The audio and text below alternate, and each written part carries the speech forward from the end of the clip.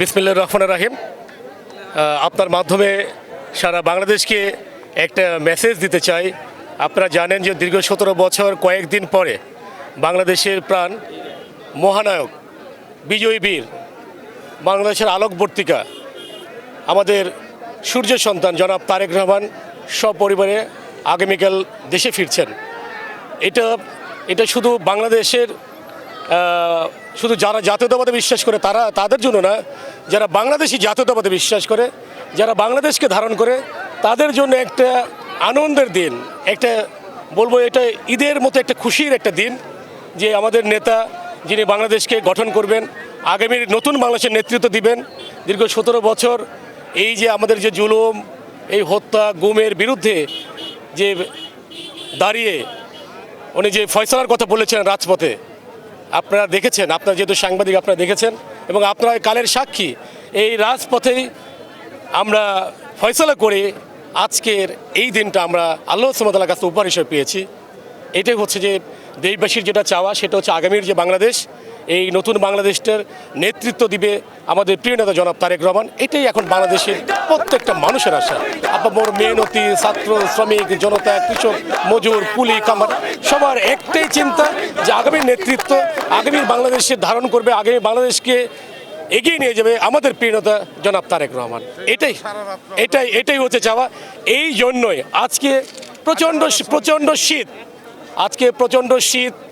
আজকে আপনি অনেক মানে ঠান্ডা বাতাস বইছে, তারপর আপনি দেখেন পুরো রাস্তায়, পুরো এই ময়দানটা মানুষের, এই যে মেহনতি মানুষ, শ্রমিক জনতা, মানে যারা খেটে খাওয়া মানুষ, দেখেন সবাই রাস্তার উপর আজকে কিন্তু বসে আছে। এখন থেকে তার জন্য অপেক্ষা প্রহর গুনছে আর কি, কখন আমাদের প্রিয় নেতা আসবে, আমরা কখন তাকে দেখতে পাবো। শুধু তার দেখার জন্য, তাকেও তার মুখের একটু কথা শোনার জন্য আজকে অধীর আগ্রহে আমাদের মেহনতি মানুষরা তার জন্য অপেক্ষা করছেন। নতুন বাংলাদেশের এবং পরিবর্তিত বাংলাদেশের মূল ম্যানিফেস্টো হচ্ছে 31 দফা। আমি একটু পিছনে ফিরে যেতে চাই। আপনারা দেখেন যে 1974 সালে যখন দুর্ভিক্ষ হয়েছিল, এদেশের কয়েক লক্ষ মানুষ মারা গিয়েছিল এবং মাছ ধরার জাল দিয়ে বাসন্তী তার লজ্জা নিবারণ করেছিল।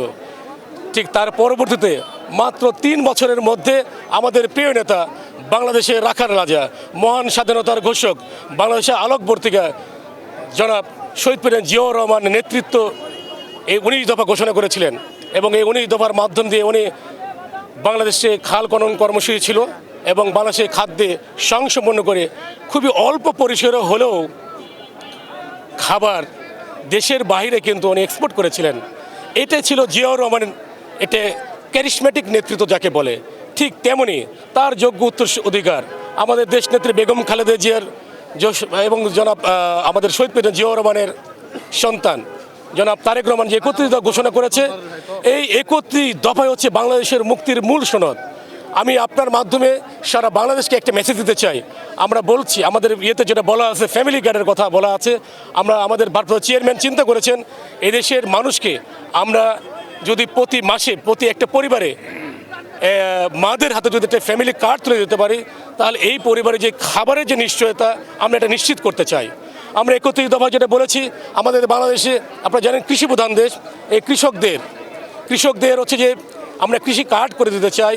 তাদের যে দ্রব্য আজকে যে এই মধ্যস্বত্বভোগীর কারণে তারা যে ন্যায্য মূল্য পাচ্ছে না, এইটা উঠাই দিয়ে আমরা সরকারিভাবে একটা ক্রয় কেন্দ্রে, আপনারা জানেন প্রত্যেকটি ইউনিয়ন লেভেলে কিন্তু বিক্রয় কেন্দ্র এবং ক্রয় কেন্দ্র আছে। আমরা এইটার মাধ্যমে কৃষকদের ন্যায্য মূল্য আমরা হচ্ছে নিশ্চিত করতে চাই। আমরা এই দেশের, আপনি জানেন যে আমাদের দেশে গরিব মানুষের দেশ বাংলাদেশ।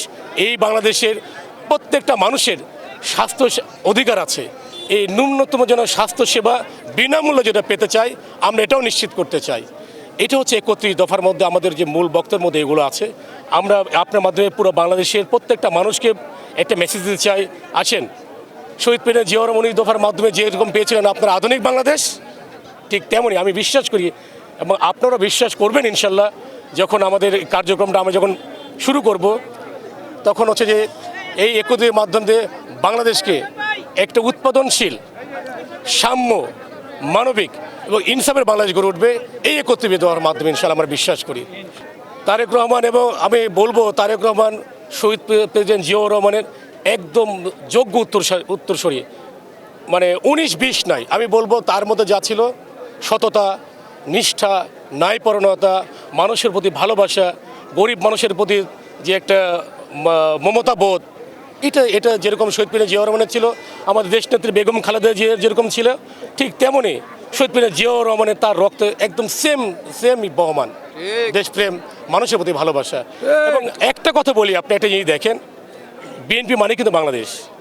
আজকে মেহনতি মানুষের যদি ভাগ্যের পরিবর্তন করে থাকে, এদেশের যদি কোনো ডেভেলপমেন্ট করে থাকে, এটাই শুরু করেছে বাংলাদেশ জাতীয়তাবাদী দল। আপনারা দেখেন সর্বপ্রথম যেটা হয়েছে শহীদ প্রেসিডেন্ট জিয়াউর রহমান করেছে, সেটা হচ্ছে বাংলাদেশকে এবং বাংলাদেশের প্রত্যেকটা মানুষকে সারা বিশ্বের কাছে বাংলাদেশি হিসেবে পরিচয় করে দিয়েছে। এটাই ছিল আমাদের প্রথম অর্জন বাংলাদেশের মানুষের স্বাধীনতা পরবর্তীতে। তারপরে কি করলেন, যখন দেখলেন যে এদেশের অনেক মানুষ, আমাদের জনশক্তি অনেক, আমাদের শক্তি আছে, তখন উনি হচ্ছেন যে চিন্তা করলেন যে কি এমন কাজ, একটা কাজের ব্যবস্থা করতে হবে যে কাজে অল্প ট্রেনিং কিংবা অল্প শিক্ষিত মানুষদেরকে কাজে লাগানো যায়। উনি বাংলাদেশের প্রথম এই গার্মেন্টস শিল্পের বিকাশ করলেন। উনি বাংলাদেশের প্রথম দেশের বাইরে ম্যান পাওয়ার এক্সপোর্ট শুরু করলেন। তো বাংলাদেশ জাতীয়তাবাদী দল এবং জিয়া পরিবার, এটা হচ্ছে বাংলাদেশের জন্য পরীক্ষিত বন্ধু। এবং জিয়া পরিবার এবং বাংলাদেশি জাতীয়তাবাদ যারা বিশ্বাস করে, তারা আসলে বাংলাদেশকে ধারণ করে, তারা অন্য কোনো দেশে বিশ্বাস করে না। আপনি শুনেছেন আমাদের প্রেসিডেন্ট ভারপ্রাপ্ত চেয়ারম্যান, উনি কিন্তু একটা কথা বলেছেন, মানে একটা স্লোগান দিয়েছেন, দিল্লি নয়, পিন্ডি নয়, নয় অন্য কোনো দেশ, সবার আগে বাংলাদেশ। ঠিক তেমনই আমরা যেটা বলতে চাই, আমরা যেটা বলতে চাচ্ছি, যে সামনে যে নির্বাচন আসছে, এই নির্বাচনে দল যাকে নমিনেশন দিয়েছে তাকেই সর্বোচ্চ ভোটে বিজয়ী করে বিএনপিকে সরকার গঠনে সহযোগিতা করবে। কারণ হচ্ছে একটাই, আমাদের সামনে এখন লক্ষ্য একটাই, সেটা কি? সেটা হচ্ছে ঐক্য, জনগণ আর দেশ গঠন। এটাই প্রথম, এটাই শেষ, সবার আগে বাংলাদেশ। যেটা চাওয়া এবং আমাদের দলের